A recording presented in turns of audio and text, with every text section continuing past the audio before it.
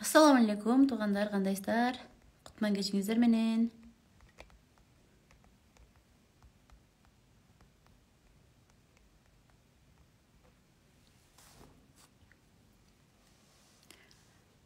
Келиңиздер. Биз эфирди баштайбыз.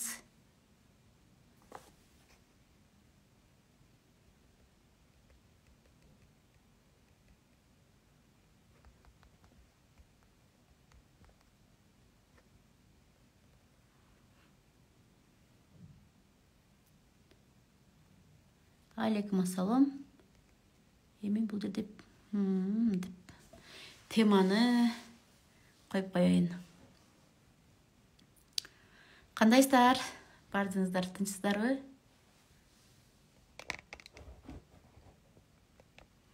Рахмат, кыздар.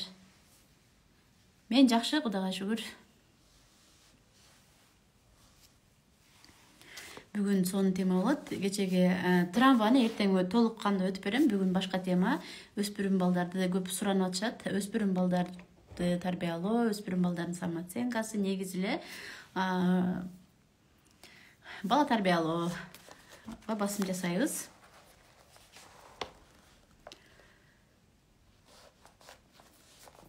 Сабактар YouTube'га сакталат деп жазып туруңуздар, сабактар сакталабы деген суроолор көп келет го.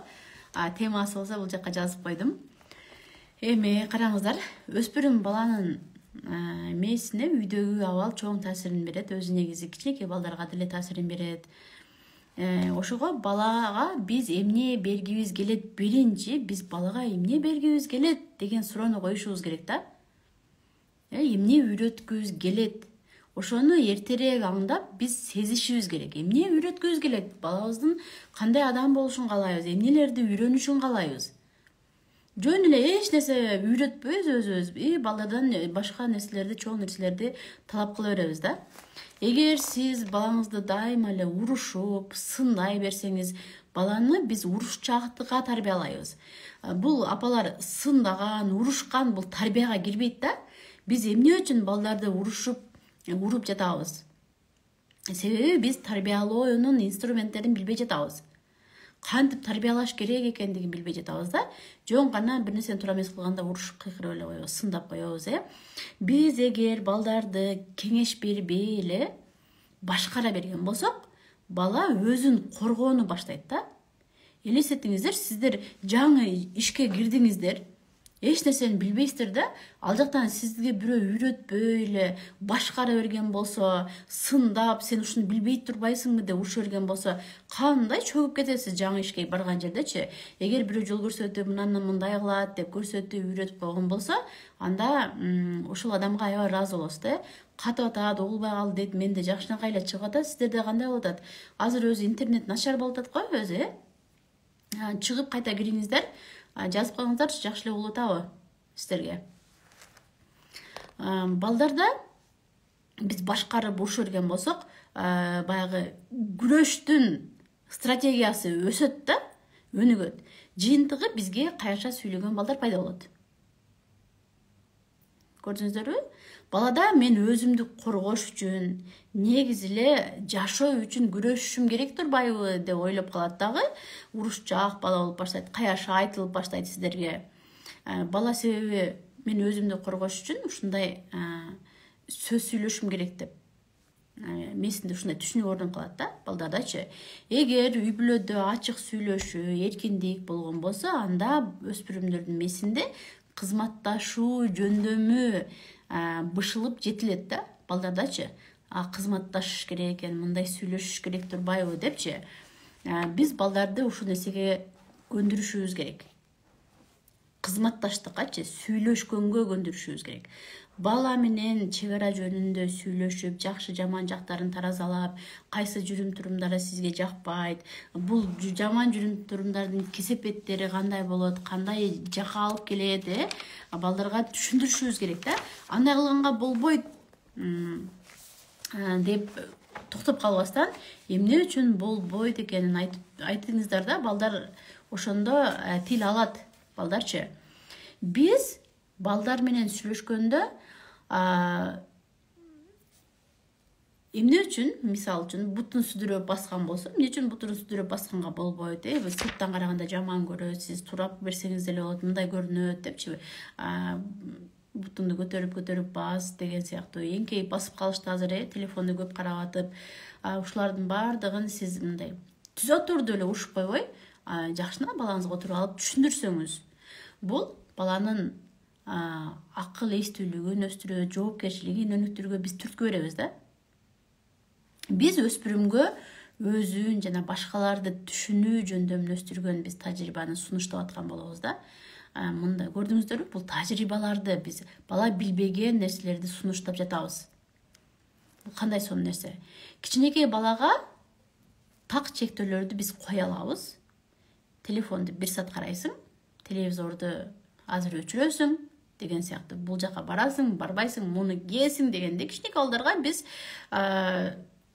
талаптарыбызды, чектөөлөрүбүздү кеңири кое алабыз. Бирок балаңыз чоңураак болуп, чоңоюп өспүрүм куракка келгенде оңой эмес. Аларга чектөөлөрдү көп койгон болсок, балдар жабылып калышат да.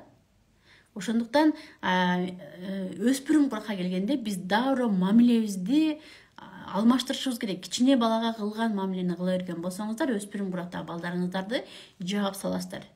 Түнт балага айланат же каяша сүйлөгөн балага айланып кетет да.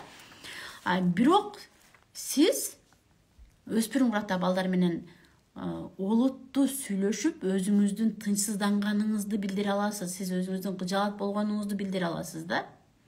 Эгер балаңыз эштен кеч келип аткан болсо, эмнеге кеч келип атасың деле уруша бербей, сен кеч калганда мен уктай албай, жүрөгүм мындай пытырап, согуп, аябай кыжаат болуп кетип жатам. Телефонду өчүрбөгөн, каякта жүрсөң дагы мага кабарлашып кой, каякта жүргөнүңдү жазып кой. Мен сураганда жаз, жооп бер, мен чалганда ал деп түшүндүрсөңүз болот да. Сиз өзүңүз коркуп атканыңызды, тынчсызданып аткандарыңызды балага түшүндүрсөңүз болот. Эртерээк кел деп эле урушуп койбойчу. Мени уруша берет, мени башкара берет, мен чоңойсом деле деген сыяктуу капа болуп калышат да балдар. Сиз өзүңүздүн сезимдериңизди түшүндүргөндө балдар сиздерди угат. Эгер бала дагы деле укпай аткан болсо, анда биз ата-энелер бийлигин колдонуп баштайбыз. Өспүрүмдөрдүн мен сенден чоңмун, мени укпасаң, анда сага жаман болот дегенди билдирип баштайбыз да. Өспүрүмдөрдүн иш-аракеттерин ар түрдүү жагынан талап кылып баштайбыз да. Мен чоңдугумду билдирем деген сыяктуу өчөшүп алабыз да, мындайча айтканда, жөнөкөй сөз менен айтканда, мен айтканымды кылдырам деп биз ойлойбуз, бала өзүмдүн айтканымды кылдырам деп ойлойт да. Биз балдарды өчөшө бербей, баланын өнүгүшүнө таасир эте турган бир талаптарды коюшубуз керек. Макулдашуу менен гана биз өзүбүздүн максатыбызга жете алабыз бул жердечи, апалар. Сиз баланын каршы болгонуна дайыма даяр болуңуз. Өспүрүм куракка келгенде балдарыңыз каршылыгын көрсөтүшү мүмкүн. Эми каршылыгы дегенде кээде балдар өзүнүн оюн, каалоосун айтканда деле биз каршылыгын көрсөтүп жатат, балам бизди укпай жатат деп ойлой беребиз да. Эмне үчүн? Бала өзүнүн каалап атканын айтканга акысы жок. Бала деле айтат да. Кыжырланып, кежирленгени менен балдар сөзсүз түрдө сиздин кеңештериңизди угат. Өспүрүм курактагы балдар сиздин кеңештериңизди баалайт, бирок аларды билдиргиси келбейт. Ушул курактачы. Өспүрүм балдарыңыздар барбы, апалар? Бул апам мага жол көрсөтүп жатат, мен үчүн тынчсызданып жатат деп сизге болгон сыйы ичинен күчөйт, бирок сыртынан билдирбеген мененчи. Сиз анын көз карандысыздыгын баланын өтө чектеп, телефондорунан бери эле антарып текшерип, мен баламсың, мен сени каалагандай башкарам деген нерсени өспүрүм курактагы балдарга көрсөтпөңүздөр. Өтө чектеп, басынтып, тарынтып албаңыз да. Бул балдаргачы мындай абайлап мамиле кылышыбыз керек. Өспүрүм куракта кызыккан нерсеси жок болсо, балдарга кыйын болот. Ошондуктан өспүрүм куракка чейин балдар эмнеге кызыгат, ошол кызыккан жагын биз өнүктүрүп беришибиз керек балдаргачы. Кичинесинен эле биз түрлүү нерселер менен тааныштырып башташыбыз керек. Аз балдарыңыздар кичинекей болсо, эми түрлүү азыр эми базарга барса деле толтура жаш балдарга ылайык оюндар бар. Жомок китепте толтура экен го, апалар. Мен кече базарга барганда көрдүм, жомок китеп жок деп эле издей беришет го, апаларчы. Атайын сатып алып келдим, телеграмма окуп берем жомоктордучу. Телеграмма кошо элек болсоңуздар, кошуп алсаңыздар болот. Google'dan деле тапса болот, YouTube'дан тапса болот, жомокторду толтура жомоктор турат. Андан кийин шахмат ойноңуздар чогуу үйдө, кубиктерди чогултуңуздар, пазлдарды чогулткула, балдарды түрлүү жактан өнүктүрүп, түрлүү нерселерди сүрөт тарткыла чогуу, топ, теннис ойногула дегендей балдарды түрлүү жакка өнүктүрсө болот. Комуз үйрөткөнгө бериңиздер. Эми бала ар жактан өскөнү жакшы да, өзү кийин жашоосунда мен киммин деген суроо коюлуп баштайт өспүрүм куракка келгендечи. Ошол жоопторуна, ошо мен киммин деген суроосуна жооптору даяр болот да. Өзүнө болгон баасы мындай норма болот. Мен ушул нерселерди билем, мен колумдан келет деген сыяктуу өзүн өзү дагы баалайт да балачы. Ошондуктан баягы эчтекени үйрөтпөй эле өспүрүм куракка келгенде 16-17 эмне болгон келет, бол кесип танда. Эмнегичинде билбейсиң деп биз бердикпи ошо кесиптер менен балдар тааныштырдыкпы? Биз тааныштырган кесиптерди гана бала тандай алат да, өзү көргөн, уккан кесиптерди гана тандай алат. Сиз ошол нерселерди азыр эми интернет деген нерсе бар, балдарыңыздар менен ар кесиптер тууралуу сүйлөшүңүздөр, балдарга маалымат бериңиздер, ошолор тууралуучу. Балаңыз отуруп алып өзүнө жаккан кесипти тандайт да. Балдарда бир нерсени өздөштүрүү балага кубаныч берет, күч кубат берет, өзүнө болгон ишеним берет. Мисалы үчүн бир эле шахматты жакшы ойногон болсо, колунан келсе, жөн эле кубик чогулта алса деле, бул балага күч кубат берет да, мен кубик чогулта алам деген сыяктуу өзүнө ишеним пайда болот. Пазлдарды тез чогулткан болсо дагы бир өзүнө ишеним пайда болот. Сөзсүз биз эмоцияны көрсөтүп, молодец, балам, азаматсың деп сүйүнтүп коюшубуз керек балдарды. Бул нерселер балага колдоо көрсөтүп, биз дайыма бала менен машыгып, ошол кызыккан нерсесине көңүлүбүз бурганда, өнүктүргөндө гана өзү жакшы деңгээлге көтөрүлөт да. Кайсы нерсе менен алек болсо, ошонун деңгээли көтөрүлөт. Жакшыртыш керек да. Ар нерсеге эле бара бербей, кээде бир тил үйрөнөт балабыз, мисалы бир тилди үйрөнүп бүтө эле экинчи тилге алып барып койбой, бир комуз үйрөткөн алып барып туруп дагы башка гитарага жаздырып койбой, мындай бир ишти жумшаганда деле, бир ишти бүтө электе дара экинчи ишке жумшап койбоңуздар да, түшүндүңүздөр да. Бирөөсүн жакшы өздөштүрүп баштагандан кийин гана экинчисин баштаңыздар, сөзсүз түрдө.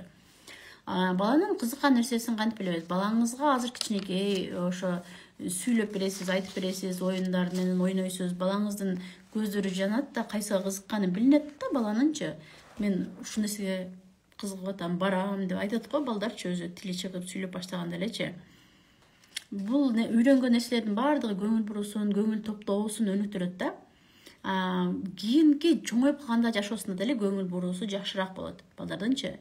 Өспүрүмдөрдүн өзүн жакшы сезген бир чөйрө дагы сиз таап берсеңиз болот. Досторуңуздун балдары, туугандарыңыздын балдары менен чакырып, катташтырып дегендей, балдарыңызды достоштуруп, өзүнө жакшы жаккан, кызыккан чөйрөлөрдү балага таап бериңиздер. Бала ошо бир нерсени тандаш керек болгондо, өспүрүм урактан өтүп баштаганда кичинесинен бери кызыккан нерсесин тандайт же жаңы нерсени табат балагачы.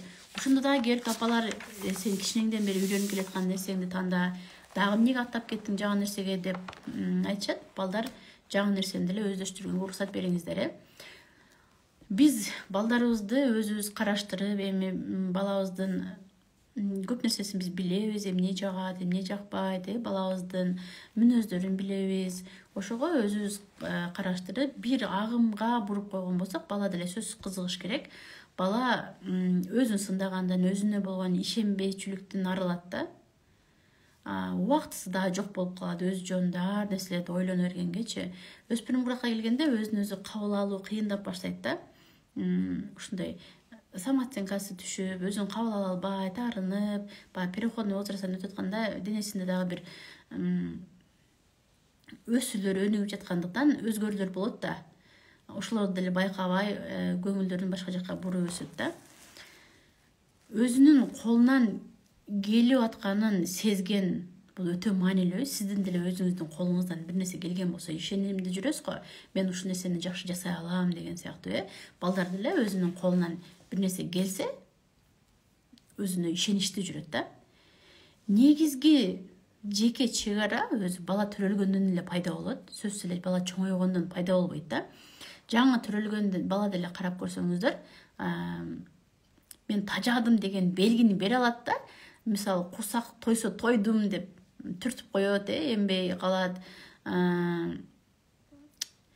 Бир нерселер жакпаганын да ыйлап билдире алат, сүйлөшүүдөн деле баштатканын билдирет го. Андан кийин 7 жашар кыз мисалы үчүн апасы кийизген көйнөктү кийбей, мен өзүм тандаган көйнөктү кийем деп өзү тандаган көйнөктү кийиши мүмкүн. 16 жашар балар ата-эне менен сейилдебей, мен досторум менен сейилдейм деп айтышы мүмкүн да. Булардын бардыгына балага биздин колдообуз керек. Балдар биздин түшүнүшүбүздү каалайт. Булардын бардыгын эле биз каяша, мен укпай баштады, бул өзүм билдим боло баштады деген бир паникага алдырбай эле ушул жерден конфликттерди көбөйтпөйбүз да бизчи. Ата-эне, сиз баладан өзүңүздүн чек араңызды коргогонду билиңиз. Сиз тамак ичип жатканыңызда, мисалы үчүн балаңыз телефонду бийик коюп алган болсо, же телефон менен сүйлөшүп отурган болсо, мен тамак ичип жатам балам деп айтсаңыз болот. Мен тынч отуруп тамак жегим келип атат деп айтсаңыз болот. Же уктап атканда сизди келип алып ойготуп, телефондорду катуу, телевизорду катуу коюп көрүп аткан болсо айтыңыз, мен эс алып жатам балам, бул үнүн акырын кой. Же көрбө, биз тамак ичип жатканда телефонду кармабайбыз деп бардыгы сүйлөшүп алганбыз. Анда сен сөзүңдө тур, телефонду коюп кой, тамак ичип атканда телефон карматпаганга аракет кылыңыздар. Ушундай кылып, өзүңүздөрдүн талаптарыңызды коюшуңуз керек, өзүңүздүн чек араңызды коргошуңуз керек да. Кичинекей балдарга эле мен кийинип жатам, бул жака кирбегин деп айтсаңыздар болот. Ошондо бала дейт да, өзүнүн да чек арасын түшүнүп баштайт да. Балага кээде балабыз деле бизге мындай сөздөрдү айтып койсо, урушуп жиберебиз да. Мисалы, сиз эмне келесиосузбу деп айткан болсо, сиз үндөбөй койгонуңуз да болбойт, же дароо урушуп не деп сүйлөп атасың деп урушпай балага түшүндүрүшүңүз керек да. Жөн эле өзүңүздү дайыма токтой кармап, бул сөздү мага эле эмес, сен башкаларга да айтышымды каалабайм, балам. Ооба, ачууңду келтиргенге акың бар, сен бирок тилиң бар деп эле сүйлөй бербе. Мен бул сөзгө аябай таарынып калышым мүмкүн, бул сөз мага катуу тиет. Бул сөз башкаларга деле катуу тийиши мүмкүн.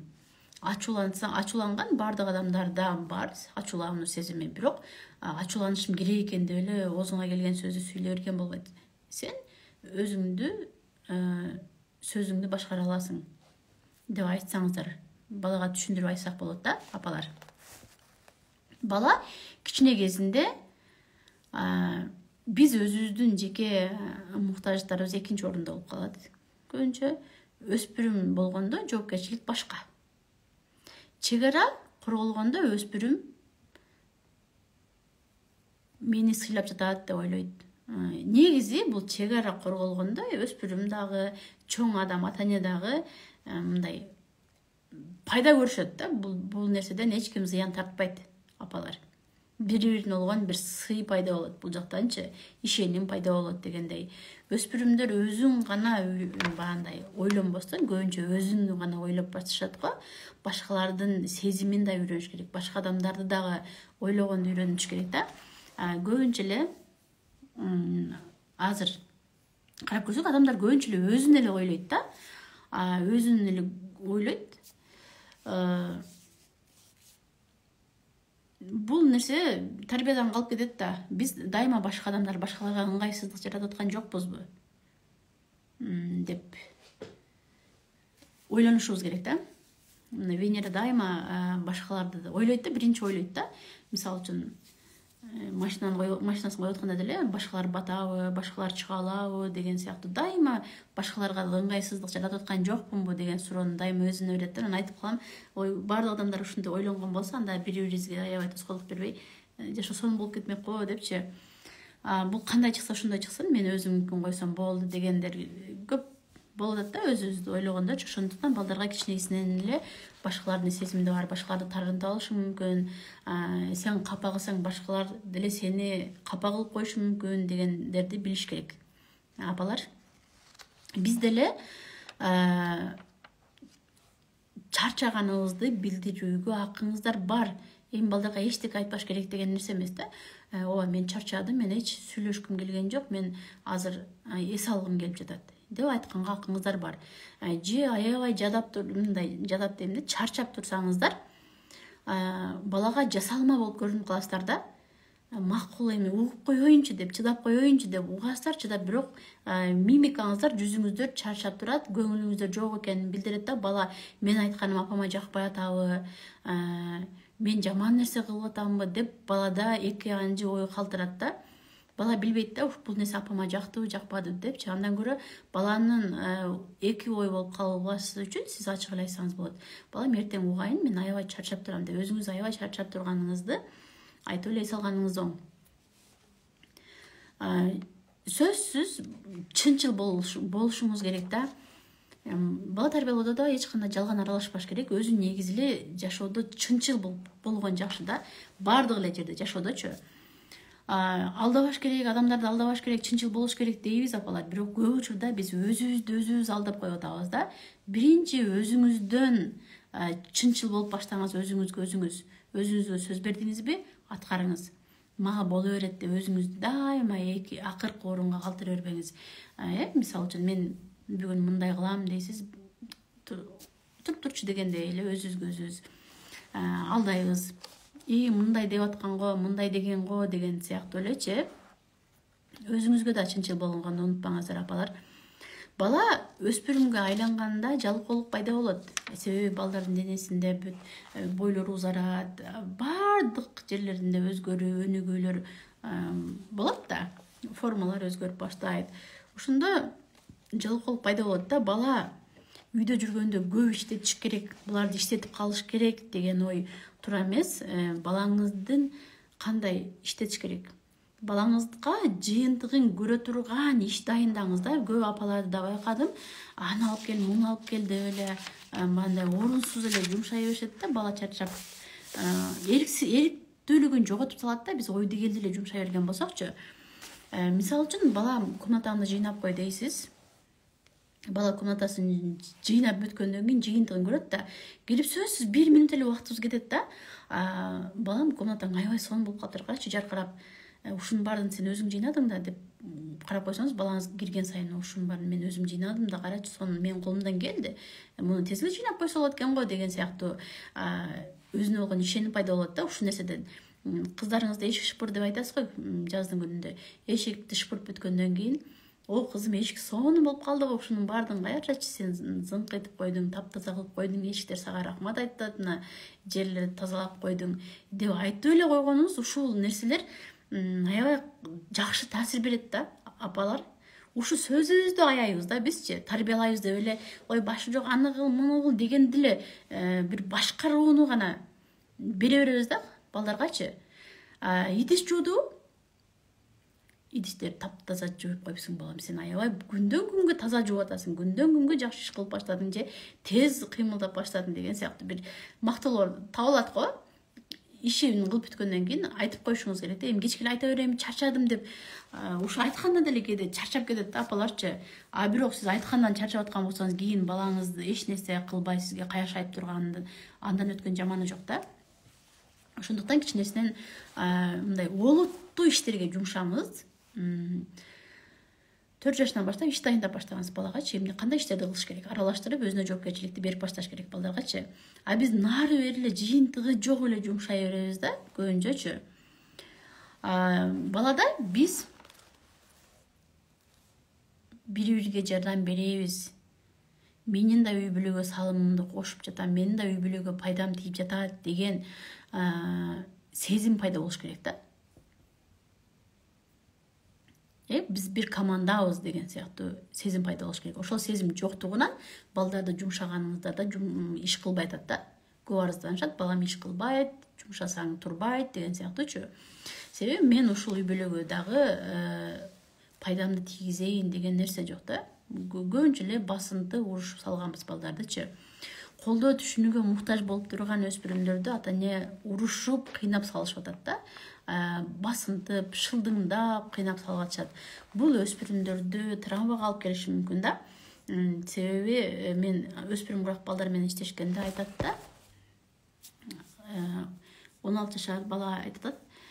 Мен апама өзүмдүн ойлорумду айтканда, неме дейт да?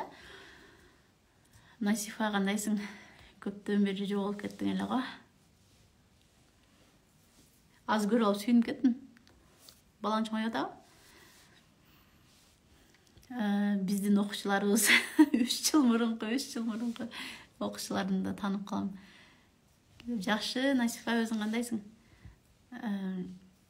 Караңыздар, 16 жашар бала айтат. Апама өзүмдүн каалоолорумду айтканда шылдыңдап күлүшөт. Койчу каяктан сүйлөй бербейчи деп айтат. Эмнеге мага ишенбейт дейт да.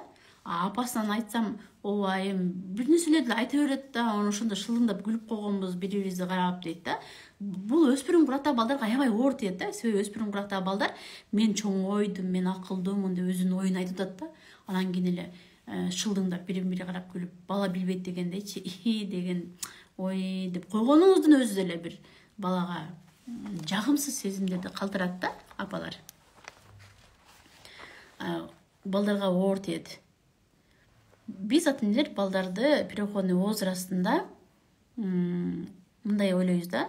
Азыр булар баардыгына нааразы, эч эле ыраазы болбой койду го депчи, өспүрүм курактагы балдар өзү сезимдерин башкара албайт да. Өспүрүм курактагы балдардын денелери тез өсүп, чоңоюп жаткандыгынан үндөрү башкача чыгып баштайт, нерв системалары денеге ыңгайлаша албай калат дагы, сезимдердин толкуну башталат да. Тез капа болот, тез таарынат. Эмне болуп атасың? Эмне болуп атасың? Сен тез эле эмне таарынып атасың деген суроого бала жооп бере албайт апалар. Баланы андай суроолор менен кыйнабай эле коюңуздар. Себеби бала өзү билбейт эмнеге андай болуп атканын. Себеби бул жакта денеси өзү ал нерселерди жасап жатат да. Сиздин балаңыз нааразычылыгын көп көрсөтүп, негизи эле кабак ачылбай аткан болсо, анда бул жерде мамиле туура эмес болуп жатат да. Мамиледен улам дагы баланын нааразычылыктары көбүрөөк болот. Биз деле таарынткыбыз келбейт, атайлабайбыз го балдардычы. Бирок апалар биз өзүбүздүн алсыздыгыбыздан урушабыз да балдардычы. Мисалы, эрте кел деген балаңыз кеч келет, сиздин тилиңиз өтпөй да, сиз алсыз болуп баштаганыңызга ачууңуз келип, бул баланы кантсем болот деген сыяктуу мен эми урушуп гана сөзүм өтөт окшойт бул балага деп ойлоп алабыз да. Себеби өспүрүм куракка келгенде балдарга кандай мамиле кылыш керектигибизди биз билбей жатабыз. Эгер билип алган болсоңуздар, бул сиздерге өтө сонун жардам берет. Буларды билиш үчүн албетте окуңуздар, үйрөнүңүздөр, угуңуздар сабактарды. 25 декабрь мен баламды кабылдайм курсум башталат. Бул жакта аябай сонун темалар бар. Мен баламды кабылдайм деген курс. Төрөлгөндөн баштап 18 жашка чейин балдардын психологиясы берилет. Апалар өспүрүм курактагы балдардын өзгөрүүлөрү тууралуу, балдардын темпераменттери, өтө сонун сабак. Бул сабакка кошулуп эле мыкты эне курсу дагы бекер берилет. Мыкты эне курсу аябай жаңы курс болуп аткандыктан бул курска кошуп коюуну чечтик.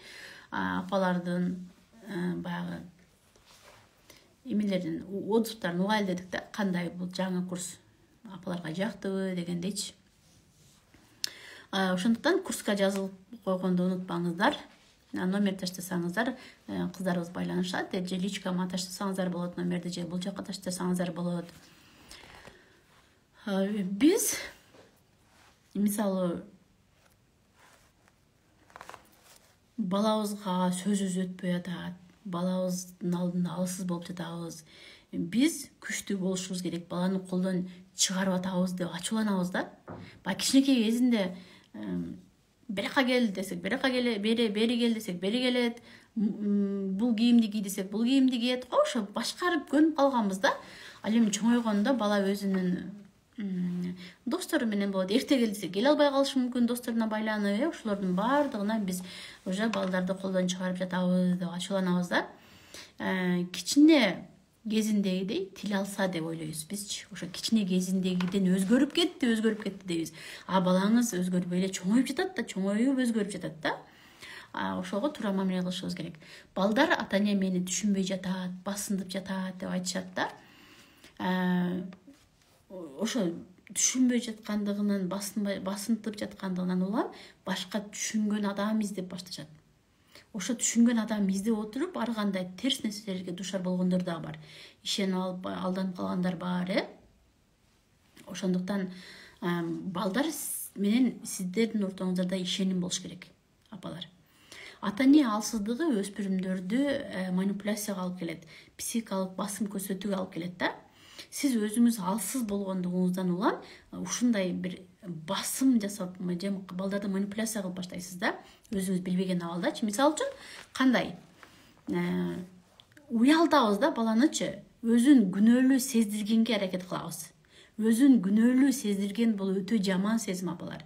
Балдарыбыз ошо күнөө сезимден чыга албай кыйналат. Сиздин жаныңызга келгенде өзүн күнөөлүү сезе берип, сизден алыстап баштайт. Ошол сезимди сезгиси келбейт. Үйдөн кеткенден кийин дагы, баягы студент болуп кетеби же башка жака кеткенден кийин дагы сизге телефон чалып сүйлөшүштөн уялат да. Себеби сиздин жаныңызда өзүн күнөөлүү сезет.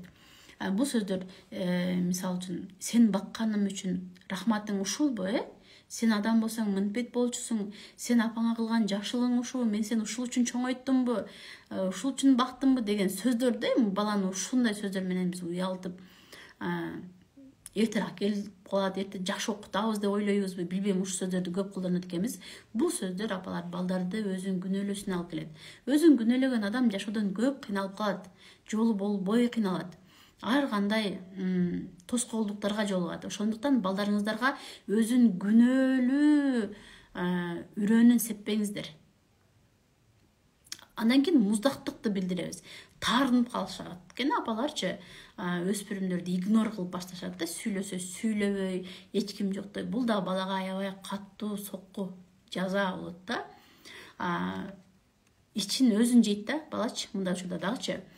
Үнүбүздү шылдыңдагансып чыгарсак, биз кемсинтип койсоң, койчу каяктан сүйлөй бересиң да, дагы деле чоңой элек турбайсың, мен сен чоңоюп калды деп ойлосом, сен дагы деле жаш бала турбайсыңбы деген сөз дагы бул өспүрүм бурактарга катуу тиет да, баягы намысына тиет деп айтсам да болот.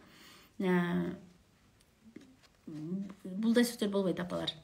Өзүмчүл талаптар дагы туура эмес. Сен досторуң менен кетсең, мен жалгыз каламбы? Мен сени ушул үчүн төрөдүмбү? Сен шерик болсун да төрөдүм го. Мен ойлонбойсуңбу?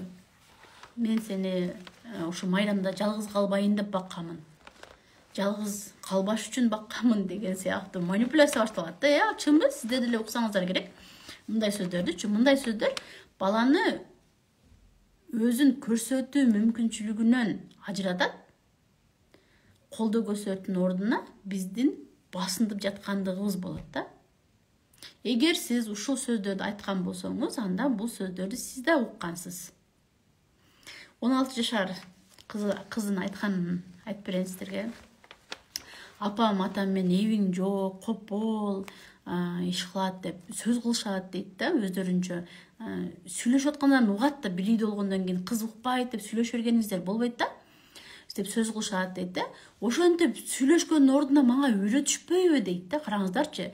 Жаш балдар менен сүйлөшө берип, жаш балдарды ушунчалык акылдуу сөздөрүн угам да, апаларынан андай акылдуу сөздөрдү укпай атам мен акыркы күндөрүчү. Кыз айтат да, ошентип мени жамандап отурушкандан көрө, ошо үйрөтүшпөйбү, мен канткенде эбим жок болбойм, копол болбой калам дейт да. Мен комнатада ыйласам, келип урушат, же сыртта деле ыйласам, мени урушат. Өзүңө мындай, өзүңө бардын ала бересиң, өзүңө көңүл бурдуш үчүн ыйлап жатасыңбы деп, же апам келаткан болсо атасы барбай эле кой, ал ыйлай берет го деп эч ким келбей коет дейт да. Мен аябай мени түшүнбөй жаткандыктарына урушканда ыйлап отурсам дейт да, келип апам кучактап суротуп койгонун каалайм дейт, бирок келбей чаныма деп айтат да. Көрдүңүздөрбү, менин көйгөйүм ата энем, мен уже чыдабай калдым рана эже деп жазып атат, 16 жашар кызчы. Өкүнүчтүүсү ошо балдарды сынтак отура бербей, андан кийин да бир 14 жашар бала айтып атат да, бир иш кылсам эле сен кыла албайсың, ушинтип да иш кыласыңбы деп урушуп баштайт дейт да. Мен деген бул иштерди кылышты жаңы үйрөнүп жатпаймынбы? Мен апам менен атам бул иштерди канча жылдан бери кылып келет, алар опытный болуп калган. Менин опытым жок, мен деле алардын курагына келгенде опытный болуп калам дейт да. Ушинтип урушкандын көрүнө канткенде туура болот, жөнүнө көрсөтүп койсо болбойбу? Сөзсүз ушу туура эмес кылдың деп уруш керек эмес го. Мен аны атайлап туура эмес кылган жокмун го деп айтып атат да. Көрдүңүздөрбү? Эми 15 жашар кыз айтат, мен апамды аябай жакшы көрөм дейт, бирок апам мени эмнеге түшүнбөйт? Эмнеге мени мындай кылдырбайт, жакшы айтып кылдырбайт, иштерди түшүндүрбөйт деп айтат да. Эми караңыздар, балдарга урушкандан көрө эмне кылсак болот? Сиз өзүңүз, балдарыңыз чоңойгон сайын сиздин бийлигиңиз азайганын мойнуңузга алышыңыз керек. Сиз балдар чоңойгондо деле ошо балдарды бийлейм мен, ушул балдар мен айтканымдай кылыш керек деген нерсени мына оюңуздан чыгарып салсаңыз, сиз балдарыңызды азыраак урушуп баштайсыз, апалар. Түшүндүңүздөр да? Эми суроолорго жооп берейин.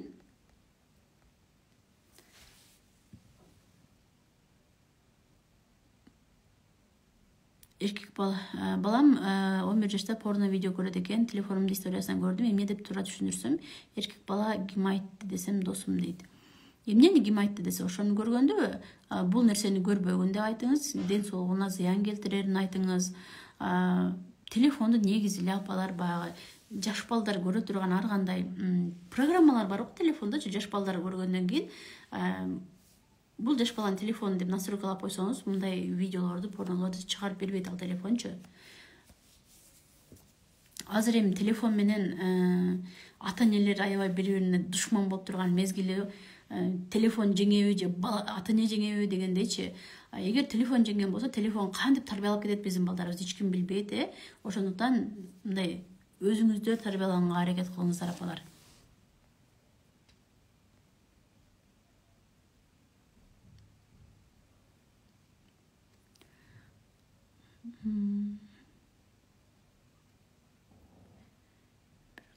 Дайыма кыймылда, столго турса кыймылдап турат дейт Анара.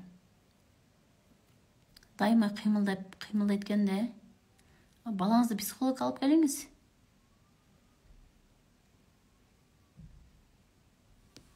Саламатсызбы? 9 жашта балама бир нерсе айтсам, укмаксан болуп кетип калат. Жумуштайын десем аткарбайт. Эмнеге аткарган жоксуң десем, унутуп коюпмун деп коет. Сөз сүйлөсө эле жакпаса эч тарс жаап чыгып кетет дейт. Уже переходный возраст болду да, Анара. Балаңыздын жумушун чогуу дайындап эле коюп кетип калбай, кел балам чогуу кыл деп акырына чейин жумушту бүткөзгү жөнүндө жанына чогуу кылдырып, башында көндүрүп коюңуз. Бала өзү кылып баштагандан кийин жалгыз ишти дайындаңыз. Кел азыр телефонду ташта кийин дебе, эртеңдөө кел азыр кел жасап башта деп баштатып коюңуз. Мынаны кылып кой деп кетип калбагыла. Кылбай аткан болсочу. 7 жашар 2 класста окуган балам сабак окугусу келбейт, урушпай кантип окутсам болот дейт. Сабакты эмне үчүн окугусу келбей жатат? Биринчиден, сабак окуй турган орду кандай, жарыкпы, кайсы маалда окутуп жатасыз балаңыз? Сабакта окутканда дайыма 1 саат тандап алыңыздар. Кечки саат 8де окуткан болсоңуздар, күнүгө саат 8ге окуттуңуздар. 8 болгондо эле бала уже психологически даяр болуп баштайт да, азыр сабак кылышым керек деген сыяктуучу. Кызыктырып, өзүңүз отуруп баштатып кылыңыздар да, сабак карагыла деп эле койбой, кел балам отуралы, карайлы депчи. Сабак карайлы дегенде, муну сабагын караш керек баланын, ушунун сабагы да кыйын болду деген сыяктуу бир сөздөрдүн алган сөздөр сиздин тараптан чыккан болсо эле болду.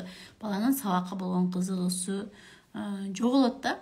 Ушу балдарды мектепке апарганда дагы алдын ала мындай биз балдарды даярлап башташыбыз керек. Сабак аябай кызык болот. Ушундай нерселерди үйрөнөсүңөр, эмне үчүн сабак окуш керек. Ушулардын баардыгын балага айтсак, балага сабакка кызыктыруу боюнча да YouTube каналымда сабактар турат. Телефондон кантип алсаса болот, сабактар турат YouTube каналда, кирип көрсөңүздөр болот. Аранажа мен балдардын телефондон роботтордун мультигин көрөт. Майнкрафт деген аябай кызыктуу жаман мультик экен дейт.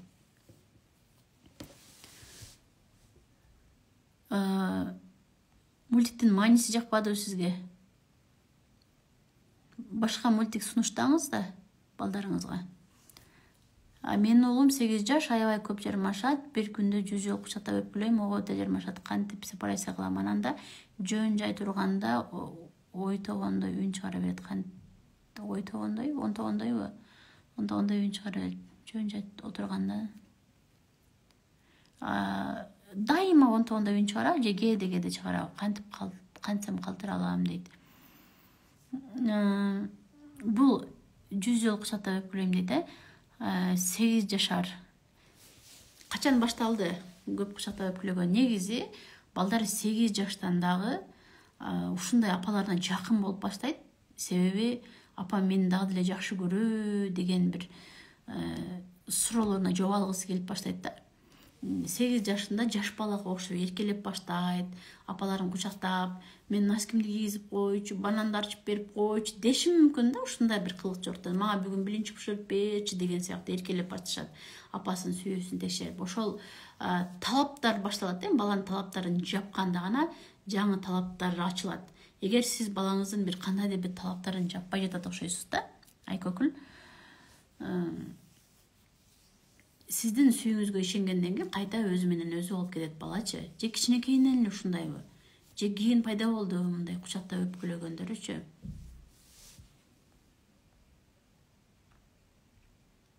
Балдарды кайненем колунан келбейт, эч нерсе жасай албайсың, аны кыла албайсың, колунан келбейт, ой силер окуй албайсың дей берет балдарына, самооценкасы түшүп кетпейби дейт. Жок, энесинин сөзүнөн түшпөй, сиз айта бериңиз, мен силерге ишенем, силердин колуңардан келет, сен кыйынсың деп сөздү сиз көбөйтө бериңиздер. Көп өбүш керек, эркек балдарды көп өбүш керек дейт. Жок, кучактап койсоңуз болот. Чолпулдап эле өпкүлө бергенде бул мээрим берди дегенге кирбейт да. Мээрим бергенде биз дене байланышын кучакташыбыз керек, башынан сылашыбыз керек, колунан кармашыбыз керек. Сезимдер байланыш болгондо баланын кубанычын тең бөлүшүп, кайгысын тең бөлүшүп дегендей балабыздын маанайларын карап тең бөлүшүп турушубуз керек. Андан кийин сөз байланышы, сүйлөшүшүбүз керек балдар менен. Көп чопулдат өпкүлө бергенден көрө көп сүйлөшкөнүңүздөр балага жакшы, мындай пайда алып келет да экөөңүздарга теңчи. Саламатсызбы? Балам гитара игра ойногонду жакшы көрөт. Ойнотпой койсом бекинип да болсо ойнойт. Free Fire деген оюн экен дейт. Канча жашта балаңыз? Райган? Играга атайын убакыт бөлүп бериңиз. Играны такыр ойнотпой коем деген болсо анда бала дагы өзгөрүп, стресс болуп калышы мүмкүн да. Играга атайын бир убакыт бөлүп бериңиз, ошол убакытта гана ойносун. Ашыкча ойногон балага зыян болот. Англис тилинде эркин сүйлөйм деп аракет кыла берет. Урушпайм, бирок майли жок дегенде бир тилде окуса да жакшы деп тим коем. Ооба, үйрөнө берсин. Эле жакшы да, аябай жакшы да эркин сүйлөйм деп аракет кылган. Баланын аракет кылганы жакшы да. Урушпаңыз, эмнеге урушат элеңиз? Насиба балам келди. Экөөбүз тил жабыша албай койдук. Бөлөк өскөнгө башка адам менен сүйлөшкөндө үнүн да көтөрүп сүйлөп катуу кыйналдык. Азыр кайра айылга кетти.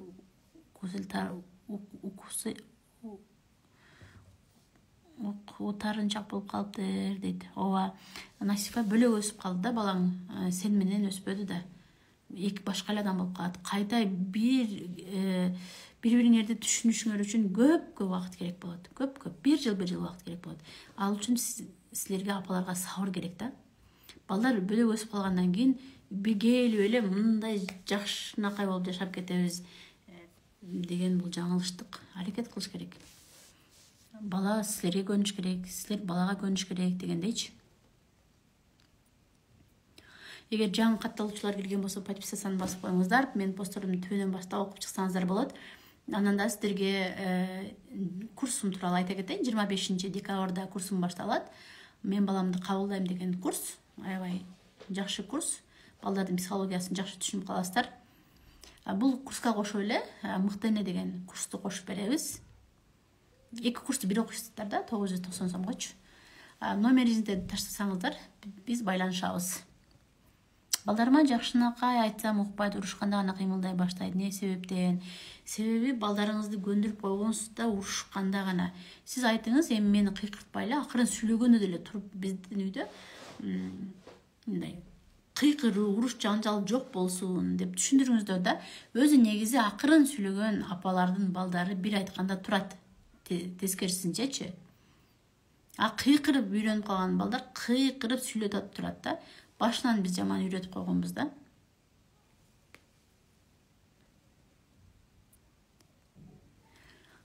Саламатсызбы, балам 15 жашта, телефондон такыр эле чыкпайт, башка эч нерсеге кызыкпайт деди. Уж телефон аябай бир проблема болуп атат бизгечи. Булардын кесепетин биз дагы кийин билебиз да. Биздин балдар азыр эми 2003-2005 жылкы балдарыбыз азыр 18 жашта болуп атпайбы? Алар дагы телефонго мынчалык берилген эмес да. Телефон алып берген эмеспиз го. Булар кичинекейиндечи, кийин чоңойгондо эле алып бердик да.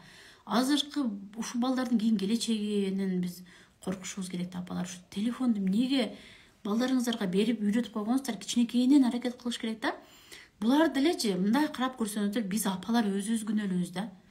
Ой, мына ишимди тезирээк кыла коеюн, ыйлабай отуруп турсун, меймандар менен тынчыраак сүйлөшө алайын.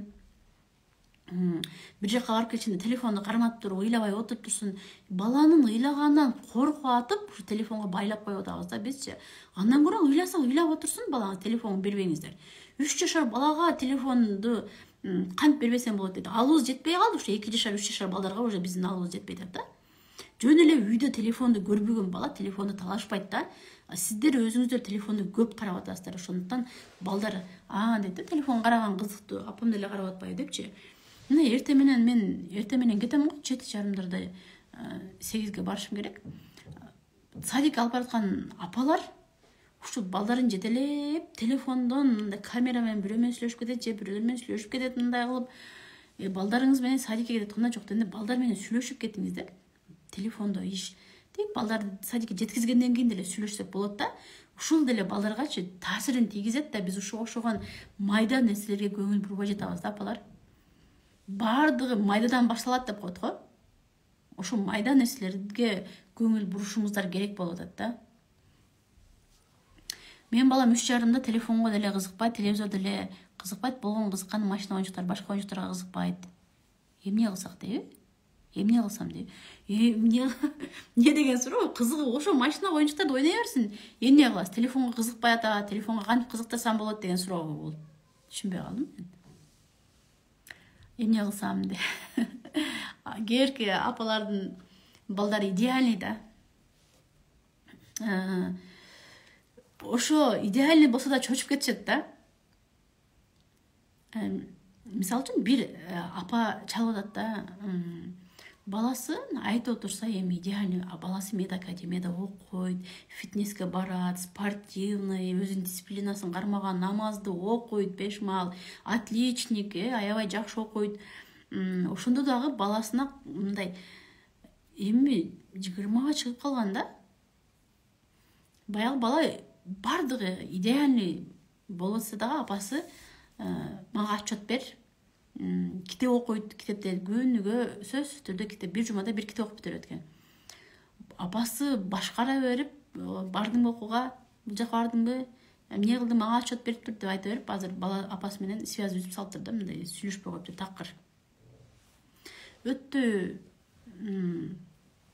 да эмнени кааладыңыз эле дедим да, балаңыз бардыгынан жакшы бала экен, да эмнени кааладыңыз эле десем, баягы сүйлөшкө бир кыз менен сүйлөшүп баштагандын кабыл албаптыр да. Ошо мени таштап башка кыз менен сүйлөшүп атасыңбы деп уруш чыгаргандыктан урушуп калыштыр да. Эми апалар сиздер балдарыңыздарды чоңойттуңуздарбы, даяр болуңуздар да. Башка кыз менен сүйлөшөт, 20га чыккан кыз сүйлөшүп, ой, бала сүйлөшөт да. Үйлөнөт, үйлөнгөнгө чейин кыз табыш керек. Эми ушул нерселерден биз аябай көп ката кетирип алып эле өзүбүздү да кыйнап, балдарды да кыйнап атабыз да. апалар.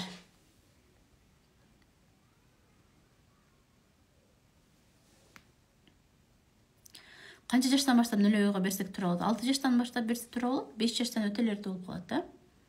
Телефонду өзүңүз азыраак карап үлгү болушуңуз керек экен да. Анан бизди карап турайт, ооба да, бизди карап турайт да.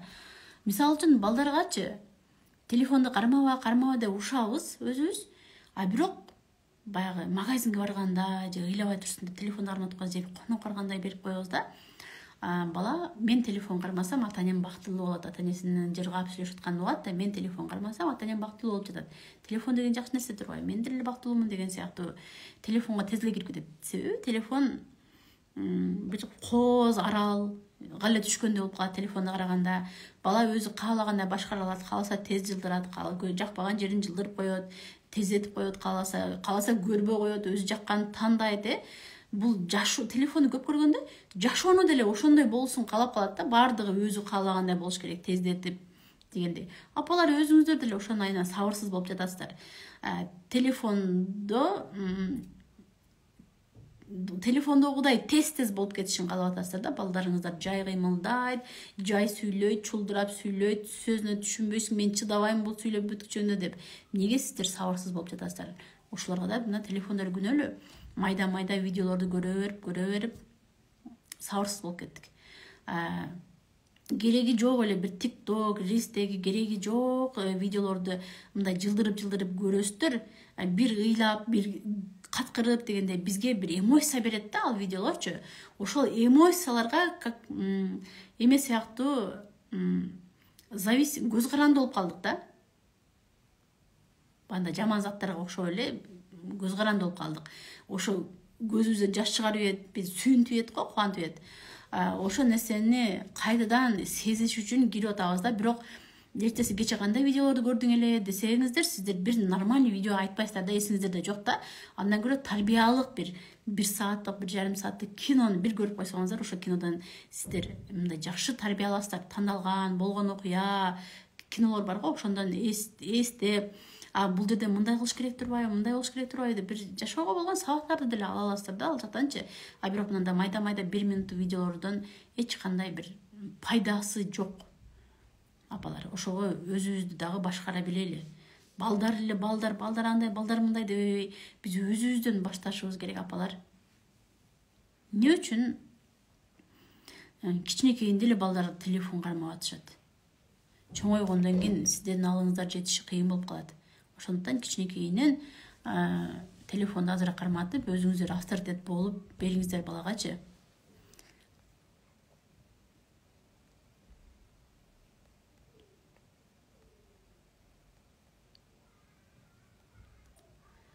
Суроолор жок экен. Анда сиздер менен коштошом, апалар. Баардыгыңыздар тынч болуңуздар. Сиздерди курстан күтөм. Курска келиңиздер. Мен баламды кабылдайм, курсу башталат 25 декабрда. Бирге машина оюнчуктарга кызыккан туура элеби деген майда жазым эле, раскраска развивающий оюнчуктарга кызыкса деген дейт. Сезим. Ошо мен түшүнбөй калдым да. Кызыгат аларга делечи. Раскраскага чогуу боетуп, кызыктырсаңыз болот, акырын кызыгат. Балаңыз кичинекей экен да азырчы. Салмас Пичке, сизди көргөнгө кубанычтамын. Балдарым орус класста, 5-4 класста кээде ыйманы мээрим жогораак болбойбу деп чочулайм. Кыргызга өткөрсөм деп эле жүрөм, кыйналат дегенден жүрөм дейт. Жок, бул жердечи орус класста ыйманы жок болуп калат дегенге мен кошулбайм. Орус класстагылар мерез болуп калат дегенге кошулбайм. Бул үйдөгү тарбиядан байланыштуу. Ошо чогуу эле кыргыз тилин унуттурбай, үйдө кыргызча сүйлөп, ыйман жактан көбүрөөк сүйлөп, курстарга берсеңиздер, динге азыр жаш балдарды деле окутуп атышат, кызыктырып, сонун мындай жаш балдардын өзүнүн психикасына ылайык кылып айтып берген устаздар чыгып атат дегендей жакындашсаңыз болот. Сөзсүз эле кыргыз тилине кыргыз класска өткөзсөңүз, балдарыңыз азыр эми 3-6 класс болуп калыптыр. Кыргызчаны түшүнбөй кыйналышат да. Ошо кыргыз класска которуп койгон, бир 3-класста балам которуп койгон алып келген. Эң жаман көргөн сабагым кыргыз тили дейт да. Эч нерсени түшүнбөй атам деп. Мага жооп бере аласызбы дейт. Ооба, жооп берем, сурооңуздар жазыңыздар. Балам 10 жашта, көп балдардан таяк жей берет. Смелый баланы кантип чыгарсак болот дейт. Смелый баланы кантип чыгарса болот деп заводдо да эле сурай берип коюпсуз го. Кантип чыгарса болот, кантип тарбияласак болот. Смелый балдарды кичинесинен эле өзү негизи 5 жаштан баштап эркек балдардын да атасына өткөзүп берип башташ керек да. Жоопкерчиликти атасына, айрыкча баягы садикке барганда, мектепке алып барганда, сырткы чөйрөдө тойго алып барабы, базарга алып барасыздар, магазин, ушундай сырткы чөйрөдө атасы көбүрөөк жетелеп жүрсө, балада мындай эми болот да, коркпой, өзүнө ишенимдүү жүрө алат да. Мен атам ээрчитип жүрөт, атасы чөйрө менен тааныштырган жакшы. Андан сырткары дагы эркек балдарды тарбиялоо деген аябай сонун темалар бар. Сабактарда келсеңиздер болот, кеңири түшүнө аласыздар. Апалар курста да окусаңыздар, мисалы үчүн 990 сом болот да азыр, 1000 сом. Өзүңүздөр өмүр бою керек боло турган бир маалымат аласыздар да. Ранажы кыздар балдарды мектепке отдельно окутканга кандай карайсыз? Негизи эле кыздар балдар аралашпай окуган дуруспу дейт Айжамал.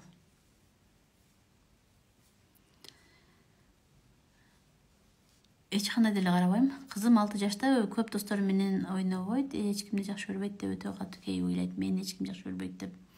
6 жашта дейт. Бул жердечи эми кызга атасынын сүйүүсү кичине аздык кылып аткандай да. Атасынын сүйүүсү аздык кылып атканда кыз мындай мен эч ким жакшы көрбөйт деп айта берет да. Атасы менен мамилесин жакындатыш керек. Атасы эркелетиши мүмкүн, бирок кыз өзү канааттандырарлык мээрим албай жатат да.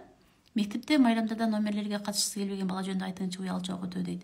Ар кыл мүнөздүү болот да балдарыбызчы. Бул балдарды катыш, майрамга номерлерди айт деп кыйнаган болбойт. Бул номерди айтып доскага жооп бериш үчүн бул балдарга аябай бир чоң эрк керек да. Кыйнабаңыздар.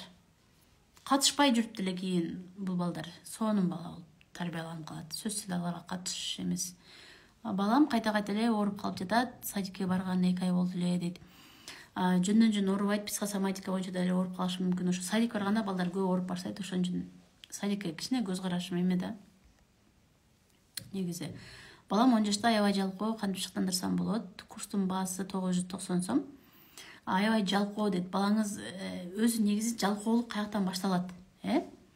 Жалкоолукту дагы биз өзүбүз пайда кылабыз. Кичинесинде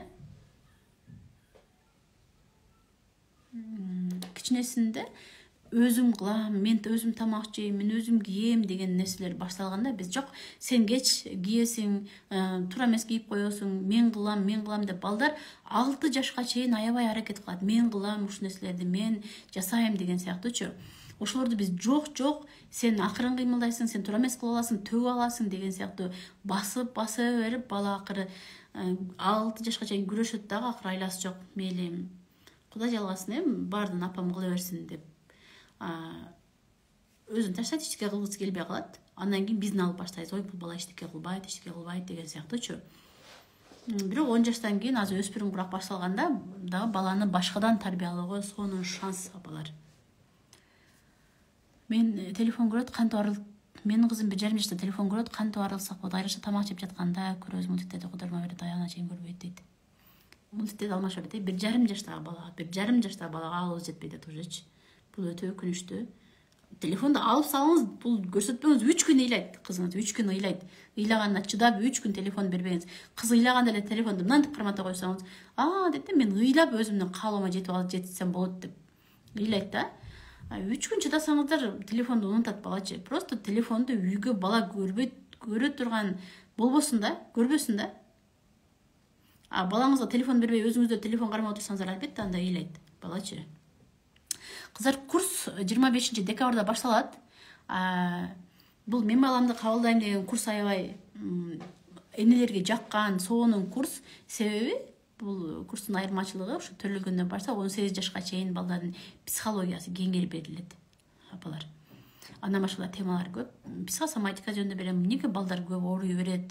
Ушу темалар бар. Балдардын темпераментин билип алсаңыздар, темпераментине жараша мамиле кыласыздар. Сонун сабактар болот. балдарга инвестиция салыңыздар, балдарыңыздар сиздерге ыраазы болот да, апа мени түшүнүп, сонун кылып чоңойткон депчи.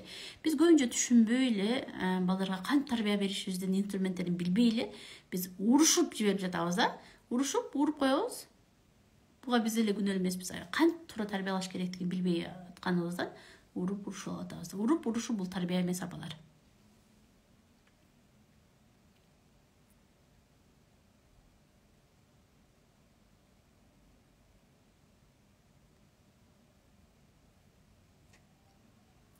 Курска катышуу үчүн эме кылыңыздар, личкама номер калтырыңыздар, биз байланышабыз, апалар. Тынч болуңуздар, аман болуңуздар, баардыгыңыздар менен кошом. Эртең да түзөтүүгө чыгабыз. Тынч болуңуздар.